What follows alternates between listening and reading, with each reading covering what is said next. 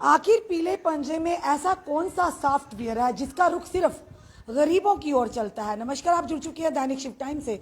मैं रश्मि शर्मा, कैमरामैन शुभम भगत के साथ। लगातार जिस तरह से सोंजवा बठिंडी में डिमोलिशन ड्राइव चल रही है, कहीं ना कहीं प्रशासन सरकार ने एक ऐसा खाका भी तैयार किया जो आने वाले समय में यही जगह नहीं और भी कई जगहों पर पीला पंजा चलने वाला है। वहीं दूसरी तरफ आम जनता भी ये कह रही है क्या कहीं ना कहीं सिलेक्टिव एरियाज को डिमोलिश टारगेट किया जा रहा है।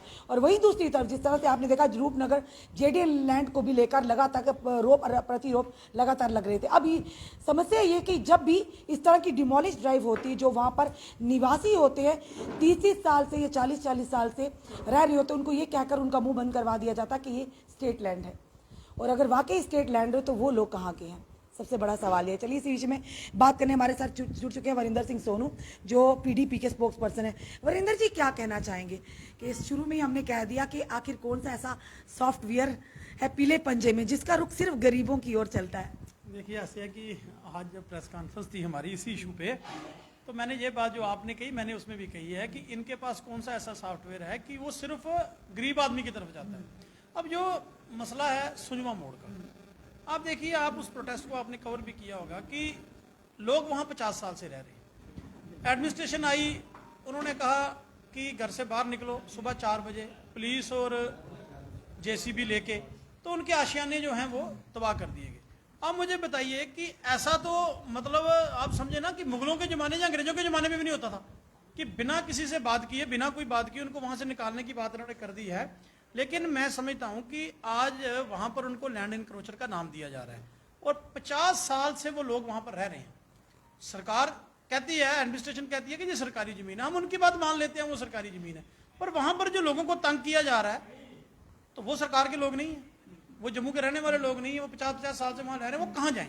और वहाँ पे एक चीज़ और है कि इलीगल बात जो कहते हैं ना कि इलीगल उन्होंने वो कर लिया, जहाँ लैंड इंक्रोचर है, भाई कोई 2-4-5 मरले वाला भी लैंड इंक्रोचर होता है। लैंड इंक्रोचर होता है, बड़े बड़े लोग, बड़े बड़े मगरमच्छ 200 कनाल 100 कनाल जमीन डकार जाते हैं। ये तो बेचारे वहाँ पर रह के दुकानें चला रहे हैं, एक ही पेंचर की दुकान है, एक ही कॉस्मेटिक की दुकान है, वहाँ एक शीशे का काम कर रहा है, तो मुझे बताइए वो कहाँ से लैंड इंक्रोचर है।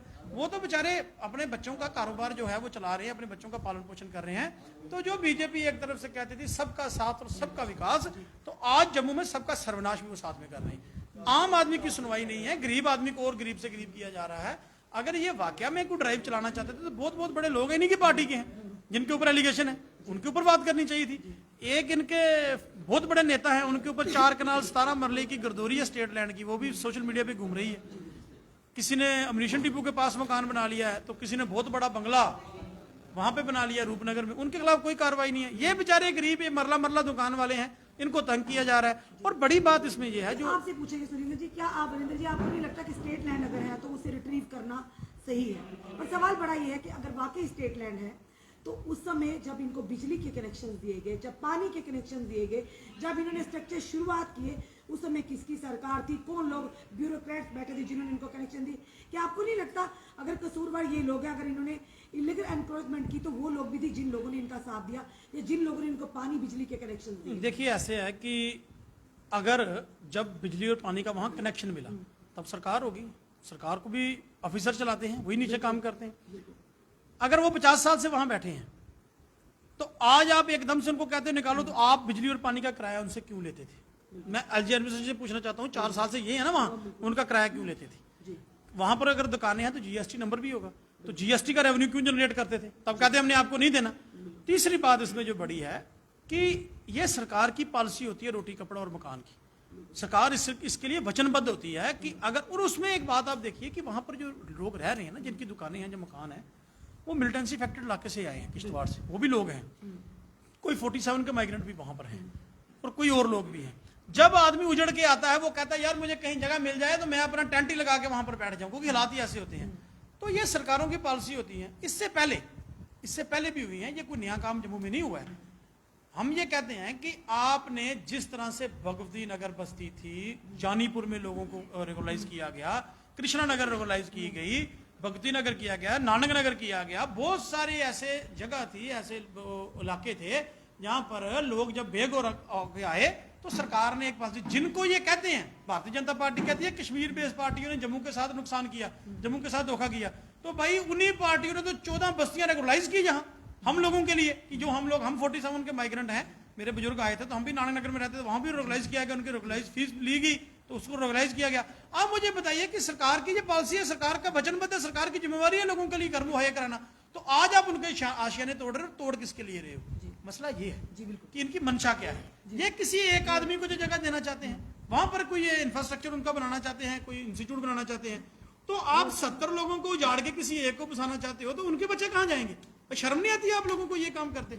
हाँ, अगर एक तो सुप्रीम कोर्ट की रूलिंग है जो सोशल मीडिया पे भी हम देखते हैं कि 12 साल के जो आदमी वहां रह रहा है उसके पूछे के बिना आप उसको विदाउट नोटिस उसको नहीं निकाल सकते। और भाई इनकी तो गर्दोरियां 50 साल एक उम्र होती है, तीसरी पीढ़ी इनकी वहां पर बैठी है। पर विमला जी, एक चिंता का विषय ये भी रहेगा कि आने वाले समय भी रेखा का तैयार किया गया जिसमें किसी के साथ भी इस तरह की कार्रवाई हो सकती है। ये अब जो मर्जी कर सकते हैं। अब देखिए मैं आपको बताऊं ना कि ये जो बस्तियों को मैं नाम ले रहा हूं उनमें से कुछ लोग हैं जिनके अभी रेगुलाइज प्लाट नहीं हुए हैं, 2-4-5% रह गए होंगे। पर सवाल बड़ा फिर से हम वही करेंगे ना कि कौन थे उस समय के ऑफिसर अधिकारी जिन्होंने पानी बिजली के कनेक्शन दिए, क्यों किराया लेते रहे इनसे, कौन थे जिन्होंने इनको स्ट्रक्चर तैयार करने की परमिशन दी?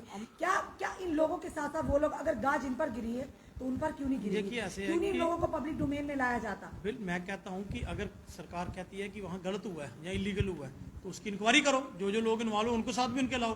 पर इसमें एक बड़ी बात है कि जब आदमी को उजड़ के आता है वो वहां पर बैठा होगा, तो स्टेट लैंड पे अगर आपको स्टेट लैंड प्यारी है, स्टेट को एलजी एडमिनिस्ट्रेशन को स्टेट लैंड प्यारी है, तो उस पर रहते वाले जम्मू कश्मीर के बाशिंदे किसको प्यारे हैं? वो कहां जाएंगे? बताइए ना, वो अपनी बात किसके साथ जाके करें? अगर आपको जमीन चाहिए तो लोग नहीं चाहिए, लोग भी तो आपके साथ ही है ना। अगर आप किसी बार के को भी तो देना चाहते हो ना, लीज पे देना चाहते हो, मालकी देना चाहते हो, तो वही तरीका इनके साथ अपनाओ।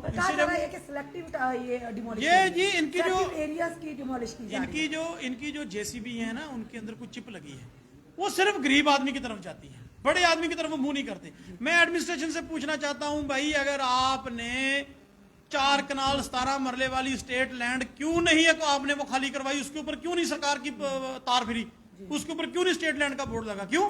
क्योंकि वो किसी इन्फ्लुएंस वाले आदमी के पास है। अगर उनके ऊपर भी कार्रवाई करें तो ठीक है, इनके ऊपर भी कर लो।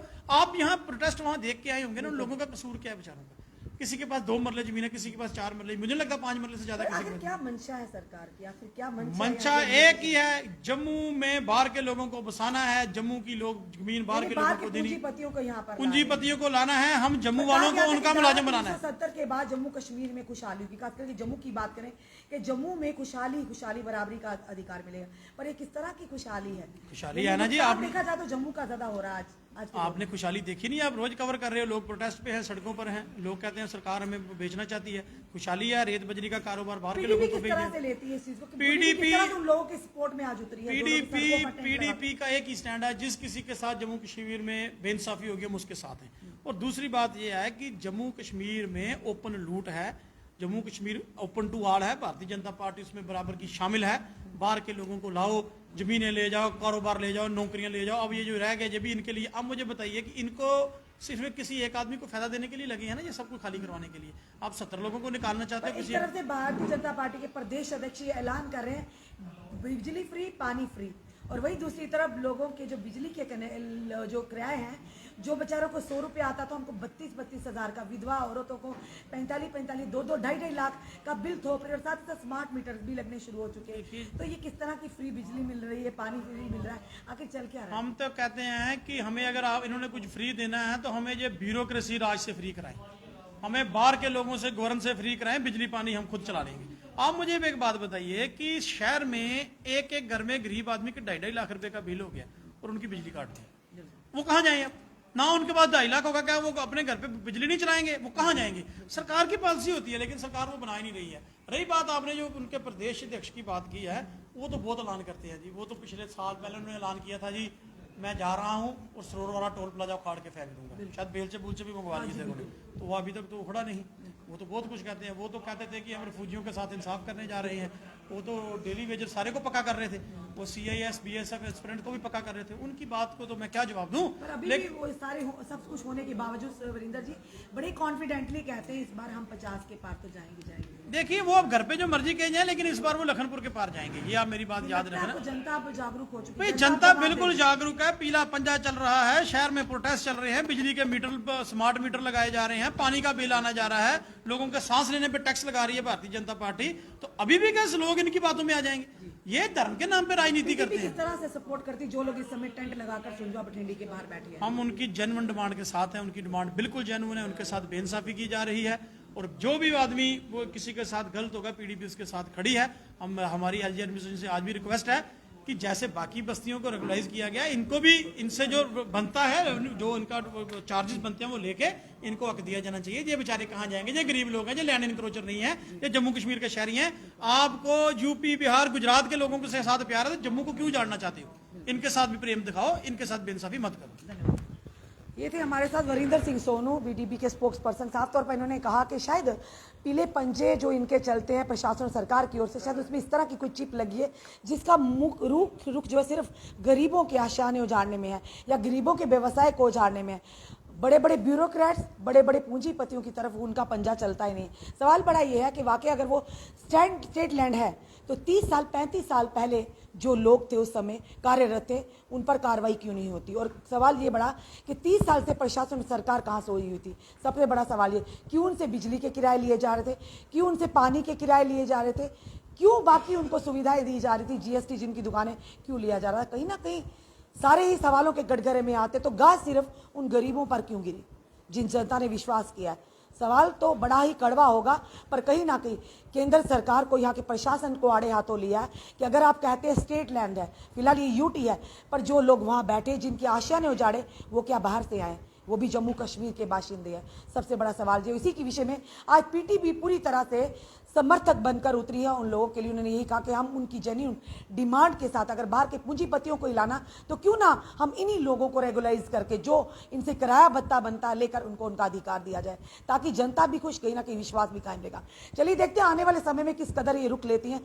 जो डिमोलिश ड्राइव लगातार चलती आ रही पीले पंजी की ओर से, और साथ ही साथ कहेंगे कि अभी आने वाले समय में ये सूत्रों के आधार पर जो पता चला, और भी खाका तैयार किया है, और भी जगह ये पीले पंजा चल सकता है। हो सकता है आज वो, कल आपकी भी बारी हो। अपने कमेंट जरूर कमेंट बॉक्स में दीजिए। इस वीडियो को जितना हो सके शेयर कीजिए। जुड़े रहिए ऐसे हमारे साथ अगले अपडेट के लिए। जय हिंद, जय भारत।